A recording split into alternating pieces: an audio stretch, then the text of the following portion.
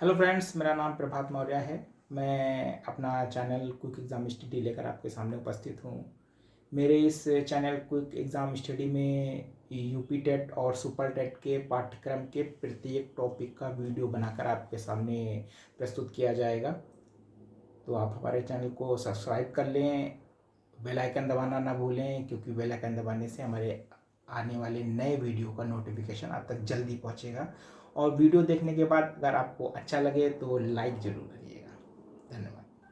आज हम लोग अर्थालंकार के बारे में जानेंगे। इसके पहले अलंकार के दो भेद होते हैं, ये मैं आपको बता चुका हूँ, शब्दालंकार और अर्थालंकार। तो पिछले वीडियो में हमने शब्दालंकार के बारे में पढ़ा था। आज हम लोग अर्थालंकार के विषय में जानकारी प्राप्त करेंगे। देखिए, जहां अलंकार अर्थ पर आश्रित हो, जहां पर अलंकार जो होता है वो अर्थ पर आश्रित होता है, वहां अर्थालंकार होता है। ठीक है, जहां अलंकार अर्थ पर आश्रित हो वहां अर्थालंकार होता है।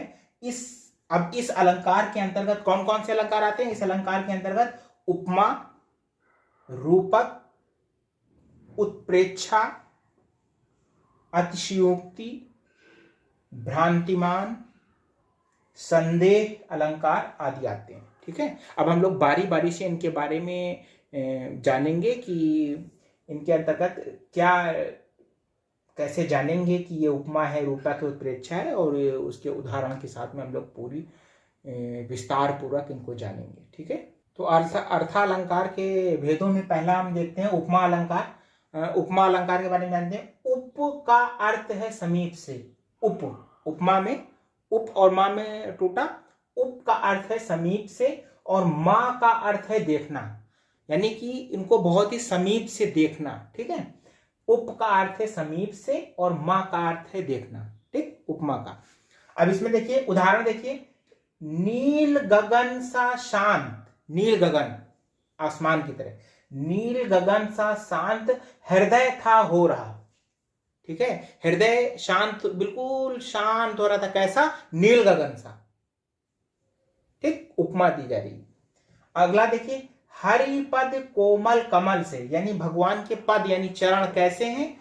बिल्कुल कोमल कमल से हैं। मतलब कि भगवान हरि में विष्णु भगवान के जो चरण हैं, जो पैर हैं, वो किसके समान है? बिल्कुल कोमल कमल के समान है। ठीक, अब देखिए इसको, ये उपमा अलंकार को पहचानने का तरीका देखिए। वर्णों में सा, सी और से आते हैं। सा, सी, से वर्ण आते हैं। देखिए पहले नील गगन सा, नील गगन सा शांत हृदय था हो रहा, सा आया। अगला देखिए, हरिपद कोमल कमल से, किस तरह के हैं? कोमल कमल से आया है। अब देखिए आएगा वर्णों में सा, सी, से आता है। ठीक, तो उपमा अलंकार कहीं भी आएगा उसमें सा, सी, से वर्ण आएगा और उसको देखते ही आप पहचान जाएंगे कि यहाँ पर उपमा अलंकार है। उपमा का जो है दो भागों में टूटता है, उप और मां। उप का है समीप से, मां का अर्थ है देखना, और बाकी आपको पहचानने का तरीका है सा, सी, से आता है। क्लियर? अब हम लोग रूपक अलंकार के बारे में पढ़ेंगे। तो हम लोग अर्थालंकार के जो अगला भेद है रूपक अलंकार, उसके बारे में जानकारी लेते हैं। देखिए रूपक में क्या है? जब उपमेय पर उपमान का निषेध रहित आरोप करते हैं। ठीक है, जब उपमेय पर उपमान निषेध रहित आरोप करते हैं तब रूपक अलंकार होता है। ठीक है, उदाहरण देखिए, चरण कमल बंदो हरिराई। ठीक है, उदाहरण है पहला, चरण कमल बंदो हरिराई। और दूसरा उदाहरण देखिए, राम कृपा भव निशा सिरानी, राम कृपा भव निशा सिरानी। ठीक, तो इसमें यहाँ पे देखिए रूपक अलंकार है। कैसे है, पहचानने का तरीका देखिए। इसमें क्या है कि योजन चिन्ह आएगा। योजन चिन्ह जो बीच में होता है ना, योजन चिन्ह, जैसे आपने देखा होगा सुख दुख में लगता है बीच में, है ना, और माता पिता में लगता है बीच में, उसको योजन चिन्ह कहते हैं जब जोड़ा जाता है। देखिए चरण कमल योजन चिन्ह आया है, चरण कमल बंदो हरिराई। ठीक, इसमें देखिए राम कृपा के बीच में लग रहा है। ठीक है, योजन चिन्ह भव निशा सिरानी। तो इसको रूपक अलंकार के पहचानने का तरीका है कि योजन चिन्ह आएगा, योजन चिन्ह आएगा, लेकिन सा, सी से नहीं आएगा। सा, सी से नहीं, योजन चिन्ह तो आएगा लेकिन सा, सी से नहीं आएगा। ठीक है, सा, सी से देखिए नहीं आया इसमें। ठीक है, तो आप ये ध्यान रखिए योजन चिन्ह आएगा, योजन चिन्ह आएगा। देखिए यहाँ आया है, यहाँ आया है, लेकिन सा सी से नहीं आया है। इसके पहले जो मैंने आपको उपमा अलंकार पढ़ाया उसमें भी कुछ उदाहरणों में योजन चिन्ह आता है, लेकिन सा सी से भी आता है। ठीक है, उपमा अलंकार में किसी किसी उदाहरण में योजन चिन्ह आता है, लेकिन सा सी से भी आता है। इसलिए जब आपको ये जानना हो कि किन पंक्तियों में उपमा है कि रूपक है, तो आप इस पर ध्यान दें। देखिए योजन चिन्ह तो उसमें भी आ सकता है, लेकिन उसमें कभी भी सा सी से नहीं आएगा, नहीं आएगा। ये सिर्फ आएगा किसमें? रूपक में ही आएगा। ठीक है, क्लियर? अब हम लोग अगला पढ़ते हैं उत्प्रेक्षा अलंकार। तो अर्थालंकार में जो अगला उसका भाग है वो है उत्प्रेक्षा अलंकार। ठीक है, उत्प्रेक्षा अलंकार को देखते हैं। देखें, जहां उपमेय में उपमान की संभावना का वर्णन हो, जहां उपमेय में उपमान की संभावना का वर्णन हो, वहां उत्प्रेक्षा अलंकार होता है। ठीक है, या कहते हैं कि जहां उपमेय में उपमान दिखता हो वहां पे उत्प्रेक्षा अलंकार होता है। उदाहरण देखिए, जैसे सिय मुख मनहु मयंक। सिय में सीता जी, सीता जी के बारे में बताया। सिय मुख, सीता जी का मुख कैसा है? मानो मयंक, यानी चंद्रमा के समान है। सिय मुख मनहु मयंक। ठीक है, सिय मुख मनहु मयंक, सीता जी का मुख कैसा है? चंद्रमा के समान। ठीक, मानो चंद्रमा हो रहा है। अगला देखिए, दूसरा उदाहरण है, जान पड़त है नेत्र देख बड़े बड़े। जो बड़े बड़े नेत्र देखकर ऐसा जान पड़ता है, बड़े बड़े नेत्र देखकर ऐसा जान पड़ता है कि हीरकों में गोल नीलम है जड़े। ठीक है, कि ऐसे नीलम जो है वो जड़े हुए हैं है ना। तो ये उपमेय में उपमान की संभावना का वर्णन है। अब देखिए इनको जानेंगे कि कैसे कि इसमें उत्प्रेक्षा अलंकार है। देखिए पहचान का तरीका क्या है, इनमें ज्यों, जनु, जानो, मनु, मानो और इव आदि शब्दों का प्रयोग होता है। जो है इनमें देखिए, इसमें देखिए, सिय मुख मनहु मयंक, तो ये क्या है? मनहु मयंक। मनहु आया है, मनहु देखिए, मनु मनु मानो, मनहु मयंक। अब इसमें देखिए, इसमें लिखा है, जान पड़त है नेत्र देख बड़े बड़े, हीरकों के गोल नीलम है जड़े। ठीक है, देखिए जान पड़त, जान पड़त है नेत्र देख बड़े बड़े। ठीक, तो जो उत्प्रेक्षा के उदाहरण हैं उनमें इन शब्दों में से कोई ना कोई अवश्य प्रयोग होता है, जैसे ज्यो, जनु, जानो, मनु, मानो और इव जैसे शब्द जरूर प्रयोग किए जाते हैं, क्योंकि वो उपमा देते हैं ना कि ये उसकी तरह लग रहा है ना। तो इनका आना बिल्कुल कंपलसरी है, आएंगे ही आएंगे। अब कोई भी इसमें से वर्ड आ सकता है उपमा देते हुए। ठीक है, तो ये आपका था उत्प्रेक्षा अलंकार। अब हम लोग जो अगला पढ़ेंगे वो अतिशयोक्ति अलंकार पढ़ेंगे। अतिशयोक्ति, तो अर्थालंकार के अंतर्गत जो हम अगला अलंकार पढ़ेंगे वो है अतिशयोक्ति अलंकार। इस अलंकार में देखिए, जहां किसी बात का वर्णन काफी बढ़ा चढ़ाकर किया जाता है, जहां किसी बात का वर्णन काफी बढ़ा चढ़ाकर किया जाता है वहां अतिशयोक्ति अलंकार होता है। ठीक है, जहां किसी बात का वर्णन काफी बढ़ा चढ़ाकर किया जाता है वहां अतिशयोक्ति अलंकार होता है। उदाहरण देखिए, उदाहरण है, हनुमान की पूछ में लगन न पाई आग। हनुमान जी, ये जो है आपका रामायण से लिया गया है। जब हनुमान जी सीता जी का पता लगाने के लिए लंका जाते हैं और वहां पर उनको पकड़ने के बाद उनकी पूंछ में आग लगा दी जाती है ना, तो उसी का वर्णन किया गया है। ये आपको रामायण में भी पढ़ेंगे तो आपको मिल जाएगा। हनुमान की पूंछ में लगन न पाई आग और लंका सगरी जल गई, गए निशाचर भाग। कि हनुमान जी की जो पूंछ में आग लगाई थी तो क्या हुआ कि उनकी पूंछ भी नहीं जली और उन्होंने सारी लंका भी जला दी। ठीक है, तो यहाँ पे से ये बढ़ा चढ़ा के अतिशयोक्ति है ना कि उनकी पूंछ जली ही नहीं और उन्होंने उसी आग से सारी लंका भी जला दी, तो अतिशयोक्ति है का बात काफी बढ़ा चढ़ा के कहा गया है। तो वही लिखा है, हनुमान की पूंछ में लगन न पाई आग और लंका सगरी जल गई, गए निशाचर भाग। ये अतिशयोक्ति अलंकार का उदाहरण है, महत्वपूर्ण। हाँ, और अगला देखते हैं जो दूसरा है। दूसरा जो है ये महाराणा प्रताप का जो घोड़ा था चेतक, उसकी कविता आप लोगों ने पढ़ी होगी। वो था, राणा की पुतली मुली नहीं तेज, चेतक तब तक मुड़ जाता था, है ना। उसी से ली गई हैं ये पंक्तियां। देखिए, आगे नदियां पड़ी अपार, आगे जो है बहुत बड़ी नदी थी, आगे नदियां पड़ी अपार, घोड़ा कैसे उतरे पार। ये महाराणा प्रताप सोच रहे हैं, महाराणा प्रताप सोच रहे हैं इतनी बड़ी नदी है और घोड़ा कैसे उस पार उतरेगा, यानी चेतक कैसे उस पार उतरेगा। ठीक है, राणा ने सोचा इस पार। जैसे ही महाराणा प्रताप ने इधर सोचा कि पता नहीं घोड़ा उधर उतरेगा कैसे, तब तक चेतक था उस पार। तब तक वो चेतक जो नदी को पार कर चुका था। ठीक, अतिशयोक्ति है ना, उन्होंने सोचा और उसने पार कर दिया, तब तक पार कर चुका। जब तक वो सोचे कैसे उतरेगा वैसे पार कर, अतिशयोक्ति। इसलिए यहां भी अतिशयोक्ति। देखिए फिर से एक बार पढ़िए, आगे नदियां पड़ी अपार, घोड़ा कैसे उतरे पार, राणा ने सोचा इस पार। राणा ने जैसे ही इस बार सोचा कि कैसे उतरेंगे, तब तक चेतक था उस पार। तब तक चेतक उस नदी को पार कर गया था। तो यहाँ पे बढ़ा चढ़ा के आ गया, अतिशयोक्ति है तो अतिशयोक्ति अलंकार आएगा।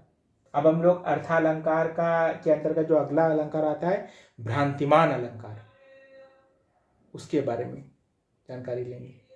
अर्थालंकार के अंतर्गत अगला अलंकार है आपका भ्रांतिमान अलंकार। इसके बारे में जानते हैं कि जैसा कि नाम से भ्रांति यानी कि संशय उत्पन्न हो जाए, भ्रांति हो जाए। ठीक है, तो ये कैसे, जहां समानता के कारण भ्रम की स्थिति उत्पन्न हो जाए वहां भ्रांतिमान अलंकार होता है। जैसे समानता के कारण भ्रम की स्थिति उत्पन्न हो जाए वहां भ्रांतिमान अलंकार होता है। लेकिन भ्रम की स्थिति रहते हुए भी कार्य क्रियान्वित हो जाता है, यानी कि जो भ्रम है वो है लेकिन वो कार्य हो गया, पूरा संपूर्ण हो गया, कार्य पूर्ण हो गया।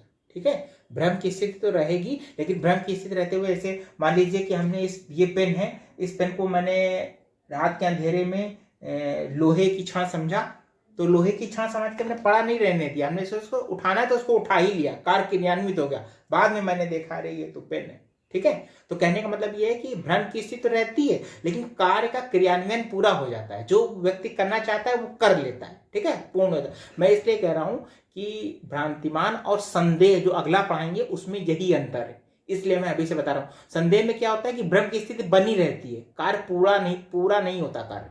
ठीक है, भ्रांतिमान में कार्य पूरा हो जाता है। देखिए उदाहरण देख लें इसका, लिखा है बिल विचार कर नाग सुंड में घुसने लगा विषैला सांप।